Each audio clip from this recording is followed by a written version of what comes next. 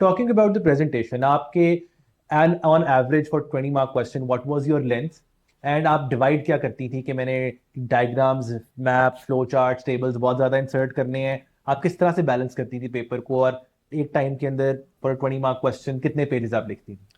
अच्छा, इसके अंदर मेरी राइटिंग स्पीड काफी बन चुकी थी क्योंकि मैंने बहुत ज्यादा मॉक्स दिए हुए थे Yeah. और मैंने बहुत ज्यादा लिखा हुआ So था। marks की importance is instrumental. I true think true writing की ही ट्रू गेम है, राइटिंग प्रैक्टिस जितनी करें उतना ट्रू आपको फायदा है। True, read and then write. या तो इसमें मेरे मॉक्स इतने ज्यादा थे कि मेरा हाथ खुद ही चल रहा होता था पेपर हाँ, करते वक्त ना। बिल्कुल। तो मेरे लेंथ ज्यादा थी, लाइक मेरे तकरीबन 9 से 10 तक पेजेस जा रहे थे। दैट इज स्लाइटली फिर more than the recommended length. Recommended ये 7 है to कि 8 इज 8 हो, वो भी बिल्कुल एनफ होते हैं, उसमें भी बिल्कुल, अच्छे मार्क्स बट आ थोड़ा सा जाते आपने हैं। एक्स्ट्रा जी, चलेगी क्योंकि कि आपने मेरी प्रैक्टिस क्योंकि की। मेरा एज था, मेरी राइटिंग प्रैक्टिस थी, तो मैंने और उसको प्रेजेंटेशन यूटिलाइज कितना किया। मैटर करती है, और आपकी प्रेजेंटेशन के बारे में आपके क्या थॉट्स हैं?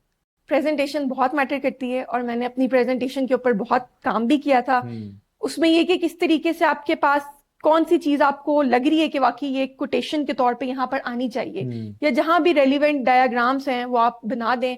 अब ये भी जरूरी नहीं है कि, मैंने ये भी बच्चों को देखा है कि बाज़ औक़ात उनके पेजेस में डायग्राम्स ही डायग्राम्स भरी हुई या होते हैं, जो दैट इज कि आल्सो रॉन्ग। वो भी एक नेगेटिव साइड है। वो बैलेंस करना है। ओवरडू कर देते हैं चीजों को।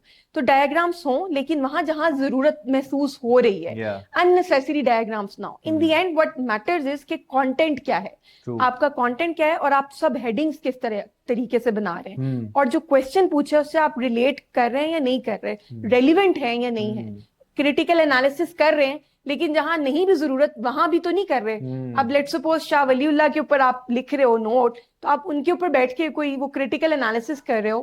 तो ये चीजें भी मैटर करती हैं कि कहाँ पर किस चीज की कितनी जरूरत जरूरत है। है। तो ये बताएं कि आपकी जो सीएसएस की सारी जर्नी है, इसके अंदर आपका क्या मैसेज होगा यूथ को, ऑडियंस को, देखने वालों को? somebody is looking at you now that mashallah you've qualified, you've landed in an amazing group, and somebody who's watching starting from scratch aspires to be a part of the civil service.